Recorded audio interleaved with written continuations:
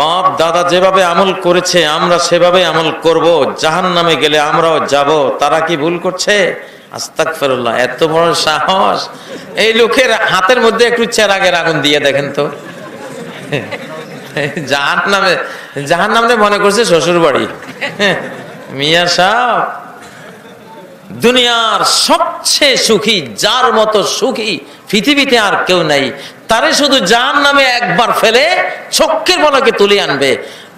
তারপরে জিজ্ঞাসা করা হবে, সুখ কি জিনিস তোমার জীবনে কোনোদিন অনুভব করেছিলে? সে বলবে না। সুখ কারে বলে?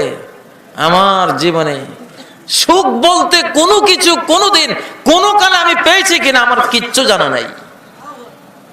জাহান্নামের এক সেকেন্ডের কত কোটি ভাগের এক ভাগে প্রতিটি ছেলে ছেলে যেই যন্ত্রণা বেদনা, যেই দগ্ধতার যন্ত্রণা ঢুকেছে, সুখ বলে কি জিনিস আমার জানা নাই ভাই, আমি বলতে পারবো না।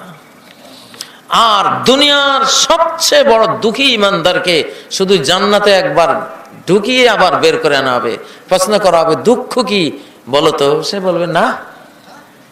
এই যে কোথায় গেলাম, যাওয়ার সঙ্গে সঙ্গে শরীরের ট্রিলিয়ন ছেলে এমন বিনোদন আনন্দের ঢেউ খেলে গেছে, দুঃখ কারে বলে? আমার জীবনে দুঃখ পাইও নাই, বলতেও পারবো না। জাহান্নাম, বাপ দাদা জাহান্নামে গেলে আমরাও যাবো, এটা তো আবু জাহিলের কথা। হ্যাঁ, বাপ দাদা জাহান্নামে গেলেও আমি যাইতে পারবো না, আমার সম্ভব না। আমি নবীদের সাথে, সিদ্দিক সালেহীনদের সাথে, শহীদদের সাথে জান্নাতে যাব, ঠিক না? এটা হলো মুমিনের স্লোগান।